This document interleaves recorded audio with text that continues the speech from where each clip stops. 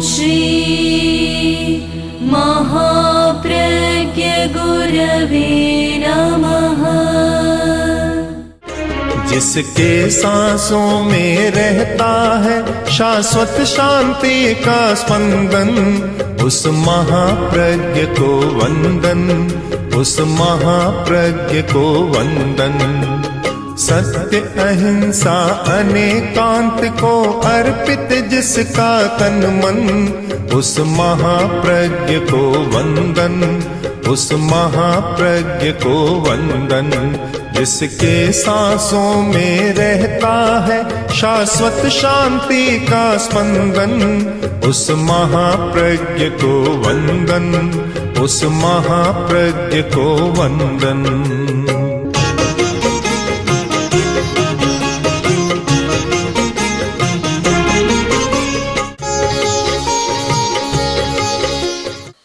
अहिंसा के बारे में कुछ कहूँ,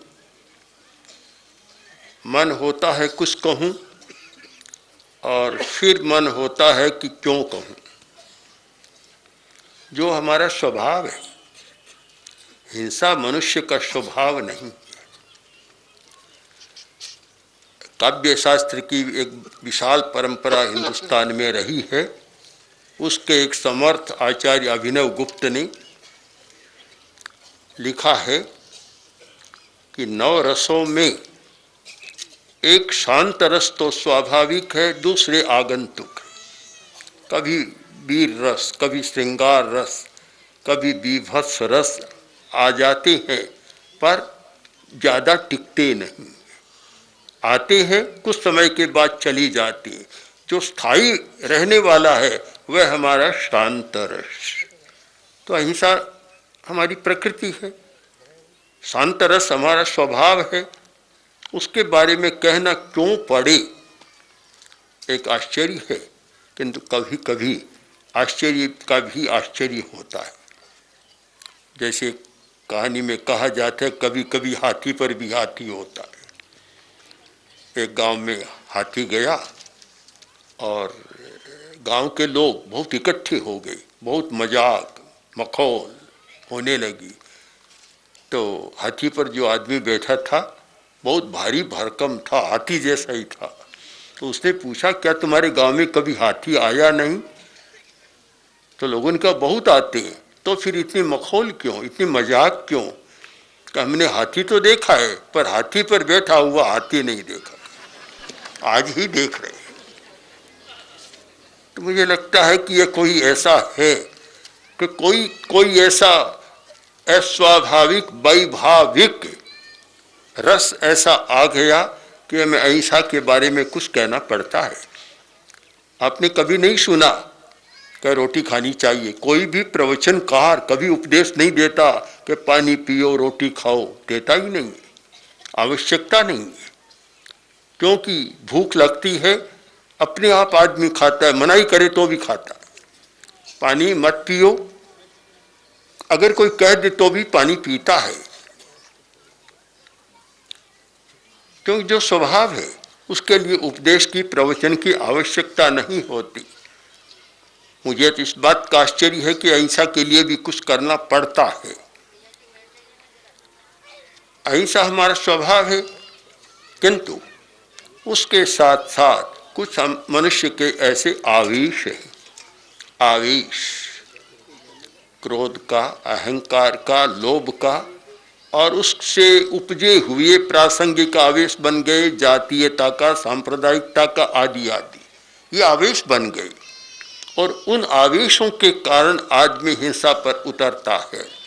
हमने अहिंसा यात्रा में मारो मत मारो, जिलाओ, ये चर्चा नहीं की और न कोई करने की जरूरत है, सब लोग जानते। हमारा यही रहा मुख्यतः कि हिंसा के कारणों पर विचार किया जाए। हिंसा के जो कारण हैं उन पर विचार नहीं करेंगे तो केवल अहिंसा की बात, अहिंसा की चर्चा, अहिंसा का उपदेश को बहुत काम का नहीं होगा। केवल श्रव्य, श्रुति प्रिय होगा, श्रव्य होगा, किंतु आचार्य नहीं होगा, आचरण में नहीं आएगा, क्योंकि उससे परिवर्तन नहीं होगा। जब तक कारणों का निवारण न करे हमारी दृष्टि में मुख्य कारण रहा मनुष्य का आवेश, इमोशन, उस पर कंट्रोल नहीं, एक बड़ा कारण है। दूसरा कारण रहा पारिस्थितिक कारण, उसमें ये लोभ तो है ही, महत्वाकांक्षा है, और साथ साथ में एक और इतनी गरीबी, इतनी भूखमरी कि रोटी के अभाव में आदमी बहुत अपराधों में चला जा रहा है, बहुत हिंसा कर रहा है। मुंबई में एक भाई आया जो बड़ा हट्टा कट्ठा, डील डोल में भी लग रहा था, और उसने कहा मैं डाकू हूँ। हमारे पास बैठा, बातचीत की, और 2-4 महीनों के बाद आया तो बोला अब मैंने ये छोड़ दिया, मेरे पास अभी सुपारी आई थी, मैंने झेली नहीं। आप तो सुपारी खाते होंगे, हर वहाँ सुपारी का अर्थ दूसरा होता है, शब्द का वाच्यार्थ भी बदल जाता है। लाख रुपया देते हैं चाहे जिसकी हत्या करा दो, सुपारी दी जाती है। तो इतना जो अपराध, हिंसा ये बढ़ रही है, इस पर हम विचार करें।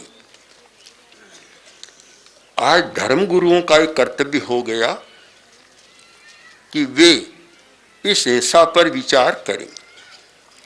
मानवाधिकार की बात भी है, दूसरे भी अनेक प्रयत्न चल रहे हैं, किंतु सबसे ज्यादा इस पर कोई कार्य कर सकता है अगर धर्मगुरु ध्यान दें तो हिंसा के बहुत कारणों का निवारण हो सकता है।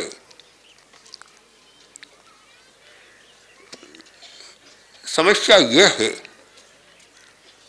कि एक वर्ग तो ऐसा बन गया जिसके पास सब कुछ,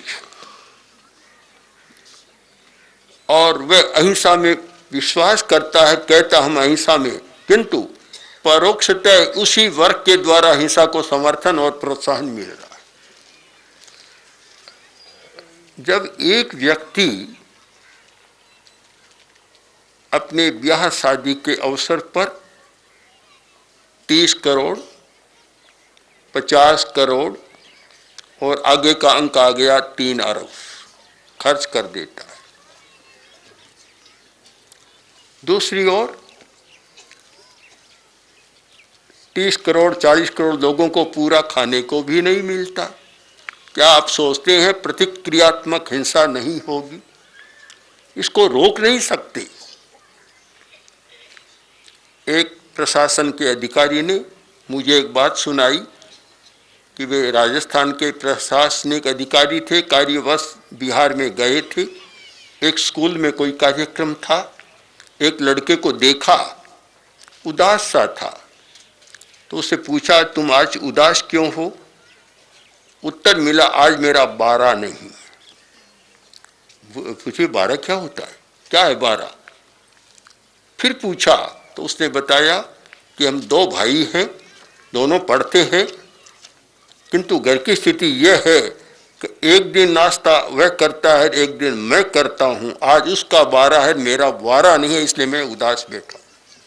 जिस राष्ट्र में इस प्रकार की स्थिति हो वहां धर्म की बात, राजनीति की बात, सत्ता की बात, प्रशासन की बात हमारी समझ से परे की बात। हम अहिंसा की बात कहाँ करें? भूमि उर्वरा नहीं है, उपजाऊ नहीं है, और केवल अहिंसा की बात करें। अभी आपने गीत में सुना, हम केवल अहिंसा के गुणगान करते हैं, महिमा बढ़ाते हैं और बड़े बड़े भाषण देते हैं, किंतु कारणों पर विचार नहीं करते। यद्यपि जाति और सांप्रदायिक संघर्षों पर थोड़ा बहुत विचार है, किंतु मूल जो अपराध बढ़ रहा है, हिंसा जहाँ से उपज रही है, जो लोग प्रतिक्रियात्मक हिंसा को लेकर और आतंक, उपद्रव सब में ग्रस्त हो रहे हैं, समग्रता से अगर विचार न किया जाए तो अहिंसा की बात केवल धर्म की पुस्तकों तक, ग्रंथों तक रहेगी।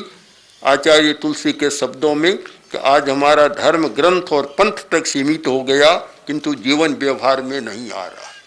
अगर जीवन व्यवहार में नहीं है तो ये ग्रंथों का धर्म हमारे काम नहीं आएगा।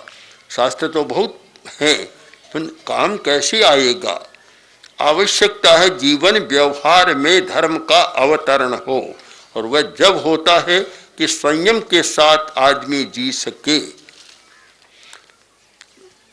सुखी बनाने की बात जो सामने आई अच्छी बात है, पर मैं देखता हूं कि सुखी बनाने की बात एक बार छोड़ दे, हमारा इतना संकल्प हो कि किसी को दुखी न बना। मैं श्रीमद् भागवत की वह बात कहूं तो बड़ी विचित्र लगेगी, आपको आश्चर्य होगा कि सब साहूकार साहूकार कहलाते हैं, पर श्रीमद् भागवत का क्या है कि यावत भियेत जठरम तावत स्वत्वं ही देहिनाम अधिकं यो भी मन्येते शेष तेने बद मारहति और दंड मारहति।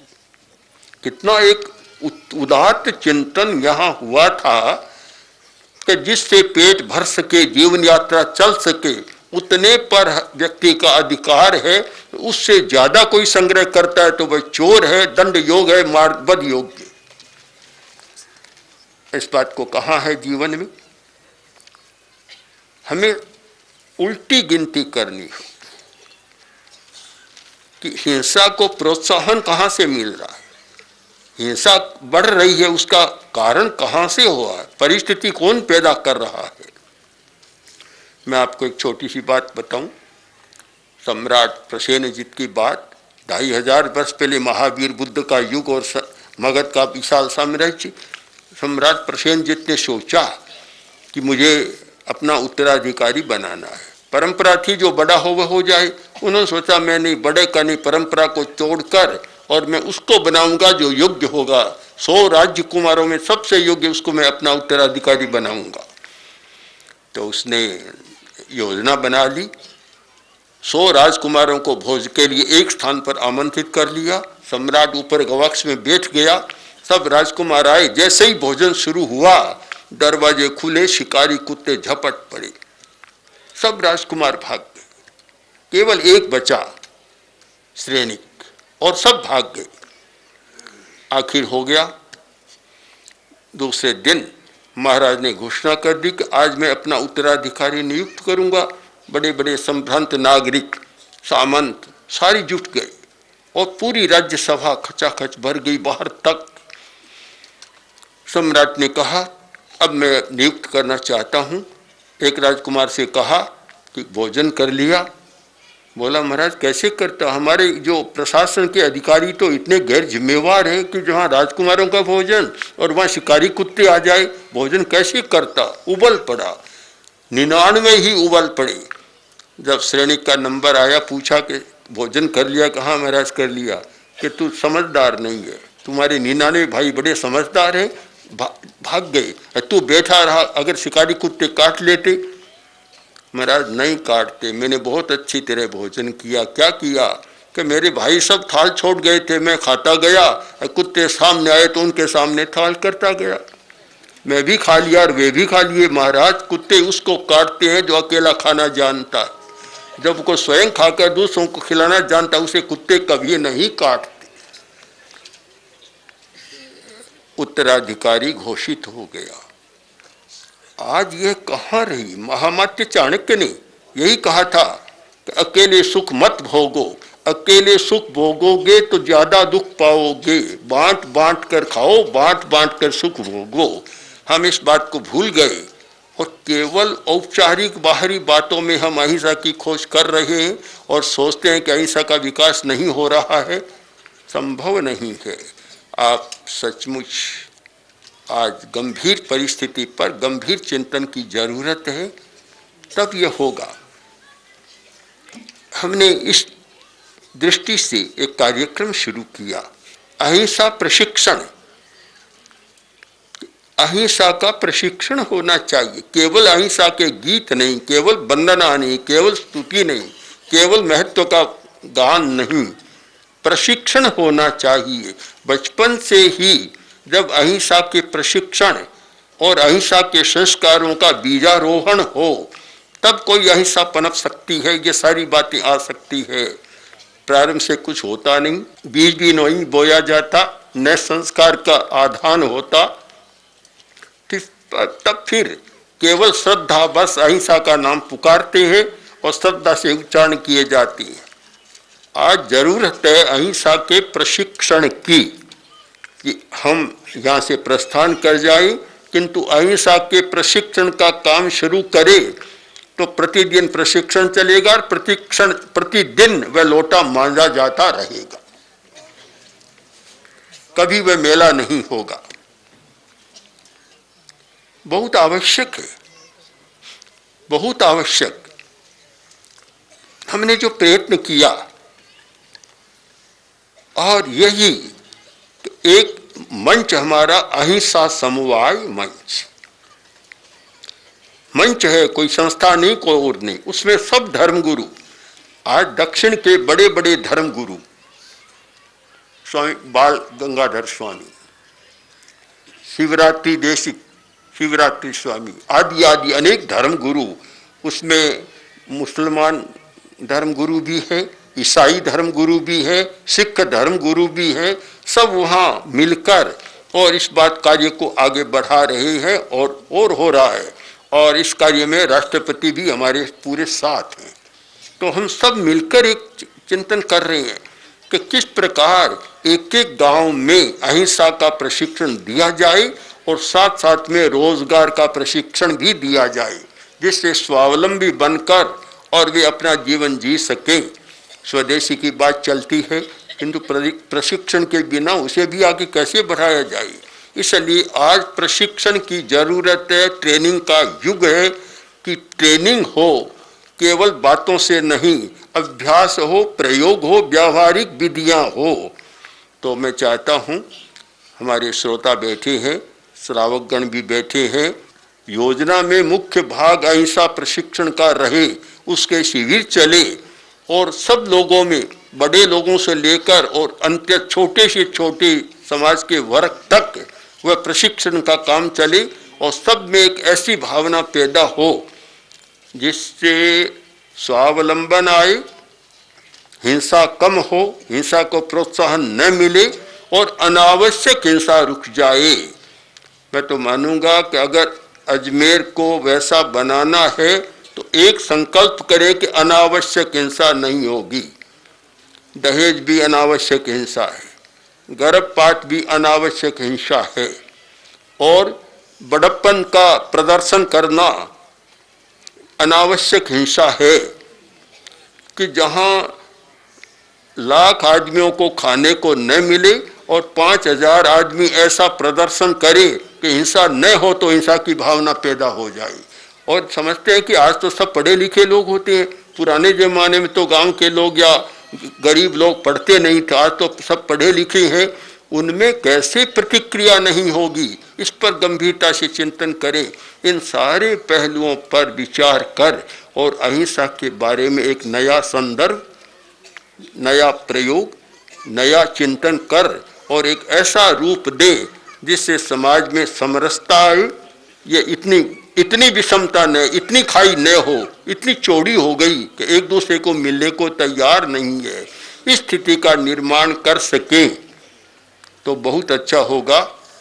मेरे पास श्री जी महाराज बैठे हैं, बहुत ही एक जिनका सौम्य स्वभाव ऐसा है, उनसे दूसरे धर्म गुरु सिख संप्रदाय के हैं, बौद्ध धर्म के हमारे हैं और ये ईसाई धर्म के भी हैं और इस्लाम के भी, तो ये सब हैं। इन सब से मैं कहना चाहता हूँ कि हम एक साथ बैठ कर चिंतन करें। वहाँ धर्म की बात हमारी कोई बाधा नहीं देगी, न ईसाई धर्म आएगा, न कोई बौद्ध आएगा, न कोई जैन धर्म, कोई बीच में नहीं आएगा।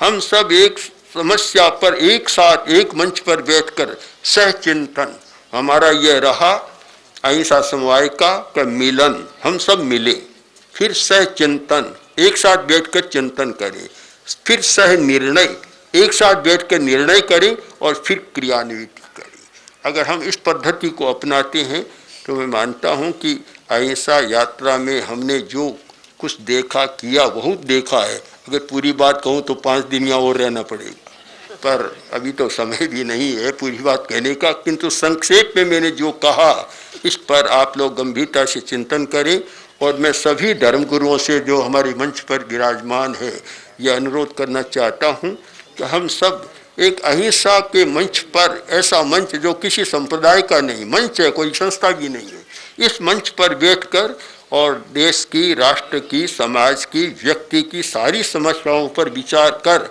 और अहिंसा को एक ऐसा नया रूप दे, एक ऐसा कीर्ति स्तंभ, विजय स्तंभ बनाए, तो पृथ्वीराज चौहान की स्मृति भी आपको हो जाएगी, पुष्कर तीर्थनाथ पुष्कर की भी स्मृति आपको हो जाएगी, और स्वामी दयानंद और दादा जैन दादाजी गुरु, उन सब की स्मृति के साथ ख्वाजा साहब की स्मृति, जो सबके सब बड़े सौम्य और अहिंसा में निष्ठा रखने वाले हुए, एक नया स्तंभ और जोड़ दें। अहिंसा का प्रशिक्षण चाहे कॉलेज में चलाएं, चाहे विद्यालय में, चाहे विश्वविद्यालय में चलाएं, और चाहे शिविरों के माध्यम से समाज चलाएं।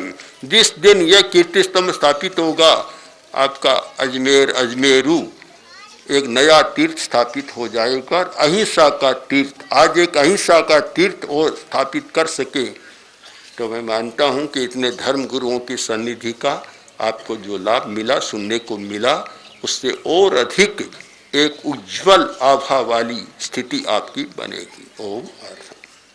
आचार्य महाप्रज्ञ 20वीं 21वीं सदी के अतुलनीय दार्शनिक, अद्वितीय विचारक, विलक्षण साहित्यकार, अद्भुत प्रवचनकार तथा जन उद्धारक थे। उनके सृजनशील चिंतन, कल्याणी वाणी ने प्रत्येक व्यक्ति के हृदय में एक स्थान बनाया। सरल भाषा में जीवन की सच्चाइयों को छूने वाले उनके विचार श्रोता व पाठक के हृदय में उतरकर आत्मनिरीक्षण, स्वदोष दर्शन व आत्म परिष्कार की भावना जागृत करते हैं। उनका समग्र साहित्य अब आ रहा है महाप्रज्ञ वाङ्मय के रूप में। 121 पुस्तकों की यह नवीन समायोजना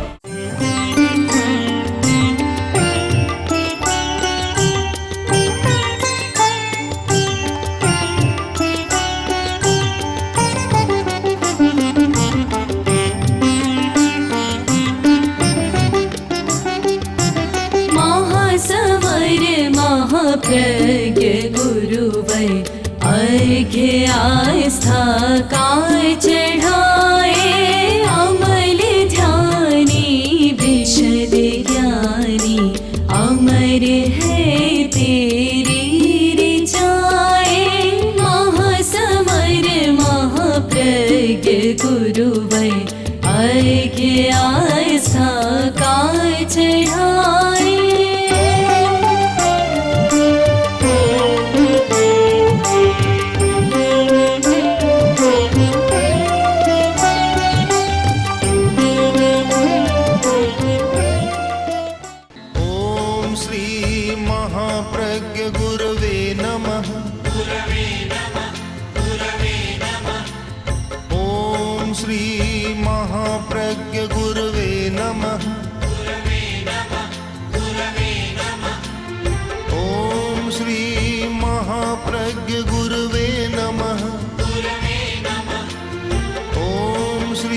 महाप्रज्ञ